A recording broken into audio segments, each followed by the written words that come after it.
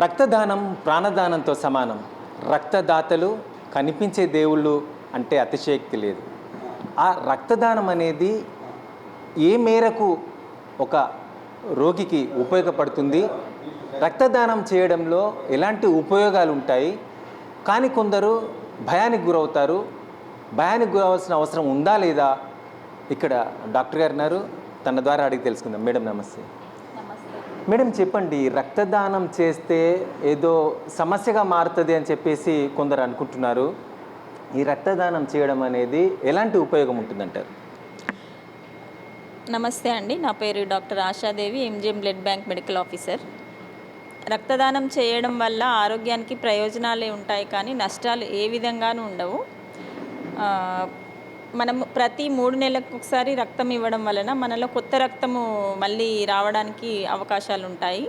దానివల్ల మనకు గుండె జబ్బులు కానీ ఇంకా ఇతరత్ర కొన్ని వ్యాధులు కానీ రాకుండా ఉంటాయి. ఒకసారి మనం రక్తదానం ఒకరి నుంచి మనం ఒకరికి ఇచ్చామనంటే మనం 3 ప్రాణాలు కాపాడుతున్నట్టు కూడా అవుతుంది. మనకు దానివల్ల ఒక సెల్ఫ్ సాటిస్ఫాక్షన్ అనేది కూడా వస్తుంది. ఇలాంటి అపోహలు ఏవీ లేకుండా రక్తదానం ఇస్తున్నారు మన డోనర్స్. కొందరు రెగ్యులర్ డోనర్స్ కూడా ఉన్నారు. ఒక్కొక్కరు 130 సార్లు 120 సార్లు అలా ఇచ్చిన వాళ్ళు కూడా ఉన్నారు. వీళ్ళందరి వల్ల మనకు ఫస్ట్ పేద ప్రజలకి హెల్ప్ జరుగుతుంది, వాళ్ళకు ఏమీ లేకుండా ఉంటుంది, వృద్ధాప్య ఛాయలు కూడా రాకుండా ఉంటాయి.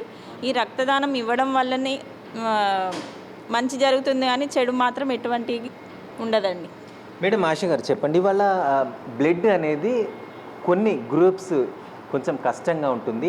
అవి ఏ గ్రూప్స్, వాళ్ళకి ఏ గ్రూప్స్ వాళ్ళు వచ్చి ఇస్తే మనం ప్రాణదానంగా నిలబడచ్చు? ఎక్కువగా దొరికే గ్రూప్ ఓ పాజిటివ్ దొరుకుతుందండి. అసలు అంటే నెగిటివ్ గ్రూప్స్ ఎక్కువగా దొరకవు. ఏబీ నెగిటివ్ అనేది చాలా రేర్గా దొరుకుతుంది. ఆల్ నెగిటివ్ గ్రూప్స్ కొంచెం రేర్గానే దొరుకుతాయి. అందులో ఏ గ్రూప్స్ వాళ్ళు ఏ గ్రూప్స్కి ఇస్తే ప్రాణదాతలుగా నిలబడతారు? ఓ గ్రూప్ వాళ్ళు ఎవరికైనా ఇవ్వచ్చండి. ఏబీ గ్రూప్ వాళ్ళు ఎవరి దగ్గర నుంచి అయినా రక్తం తీసుకోవచ్చు. ఇంకా మిగతా ఏబి మామూలుగా 4 గ్రూపులు ఉంటాయి: ఓ, బి, ఏ, ఏబి. ఈ వీళ్ళల్లో ఏ గ్రూప్ వాళ్ళు ఏ గ్రూప్ వాళ్ళకే ఇవ్వాలి, బి గ్రూప్ వాళ్ళు బి గ్రూప్ వాళ్ళకే ఇవ్వాలి. మిగతా మాత్రం ఓ గ్రూప్ వాళ్ళు ఎవరికైనా ఇవ్వచ్చు, ఏబి వాళ్ళు ఎవరి దగ్గర నుంచి అయినా తీసుకోవచ్చు. మేడం చెప్పండి, మన ఎంజిఎంలో ఏ సమయాల్లో, ఈ 3 కాలాల్లో ఏ సమయాల్లో రక్త కొరత అనేది ఎక్కువగా ఉంటుంది, ఎక్కువ వాంటింగ్ ఉంటుంది? ఎంజిఎం అనేది ఒక ప్రభుత్వ వైద్యశాల అండి. మొట్టమొదటిసారిగా చాలా బ్లడ్ అవసరం ఉంటుంది. ఎందుకనంటే 24 గంటలు ఇక్కడ ఆపరేషన్స్ జరుగుతాయి, ఎమర్జెన్సీ కేసెస్ వస్తాయి. మనం ఇక్కడ నుంచి మెటర్నిటీ హాస్పిటల్స్కి కూడా బ్లడ్ సప్లై చేస్తూ ఉంటాం. అక్కడ డెలివరీస్ కూడా 24 అవర్స్ జరుగుతాయి. కాబట్టి ముఖ్యంగా ఏంటి అనంటే మనకు బ్లడ్ అవసరం అనేది అంటే మామూలుగా ప్లేట్లెట్స్ ఇవి అవసరం అనేది ఒక వర్షాకాలంలో ఎక్కువగా డెంగ్యూ సీజన్ అలాంటి వాటిల్లో అవసరం పడుతుంది. ఇక మిగతా అన్ని టైంలో సమానంగా ఉంటుందండి. వేసవి కాలంలో చాలా తక్కువగా బ్లడ్ దాతలు ఉంటారు అని అంటారు. ఆ సమయాల్లో కాలేజెస్ కానీ ఇన్స్టిట్యూషన్స్ అన్ని కానీ బంద్ ఉండడం, ఆ సమయంలో ప్రత్యేక క్యాంపులు పెడతారా, ఏం చేస్తారు? వేసవి కాలంలో మీరు అన్నట్టు నిజంగానే కొందరు డీహైడ్రేషన్ అవుతుందని, కొందరు ఎండకి వచ్చి బ్లడ్ ఇవ్వలేక క్యాంప్స్ కండక్ట్ చేయడానికి మాకు కూడా చాలా కష్టం అవుతుంది. కాలేజెస్ వాళ్ళు కూడా అది ఉండరు కాబట్టి సపోర్ట్ చేయలేరు. ఇలాంటి మామూలుగా రెగ్యులర్ దాతలు కొందరు ఉంటారు మాకు ఎంజిఎం కంటే, ఎప్పుడు వాళ్ళు వచ్చి ఇస్తూ ఉంటారు, వాళ్ళు క్యాంప్స్ అరేంజ్ చేస్తూ ఉంటారు.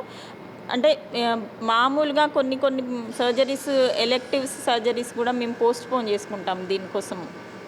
సమ్మర్లో చేయకుండా మిగతా అంతా ఇప్పటివరకు అయితే ఎప్పుడూ రక్త కొరత అనేది ఎంజిఎంకి రాలేదు. మరి చూస్తున్నాం మొత్తానికైతే రక్తహీనతతో పాటు పలు ప్రమాదాలు కానీ ఇంకా డెంగ్యూ లాంటి పరిస్థితుల్లో, వ్యాధి సోకే పరిస్థితుల్లో రక్తం చాలా అవసరం ఉంటుంది. ఆ ప్లేట్లెట్స్ తగ్గినప్పుడు దాళ్ళ నుండి తీసి వాళ్ళకి అందించి ఎంతోమంది ప్రాణాలను నిలబెడుతుంటారు. అయితే పలు సమయాల్లో రక్తం దొరకడం అనేది కూడా కష్టంగా ఉంటుంది.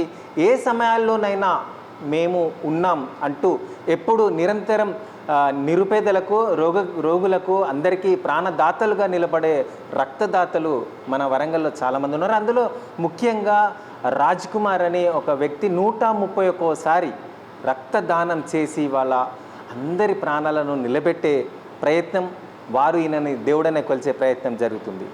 అతను మనతో ఉన్నారు, తనని అడిగి తెలుసుకుందాం. సార్ చెప్పండి, అసలు ఈ రక్తదానం చేయాలి అనే సంకల్పం మీకు ఎప్పటి నుండి ప్రారంభమైంది? ఇప్పటివరకు ఎన్నిసార్లు రక్తదానం చేశారు? నమస్కారం అండి. నా పేరు తోట రాజేశ్వరరావు. నాకు మట్టవాడ వరంగల్లో ఉంటాను. నేను ఇప్పటికి 131 సార్లు రక్తదానం చేశాను.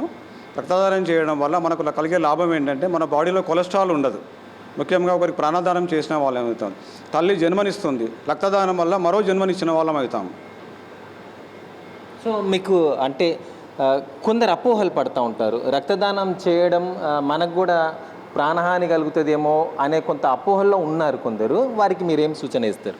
ఎలాంటి అపోహలు పడాల్సిన అవసరం లేదు. సంవత్సరానికి 4 సార్లు ఇవ్వచ్చు. ప్రతి 90 రోజులకు చొప్పున నేను నా 18వ ఏట నుంచి మొదలుపెట్టాను.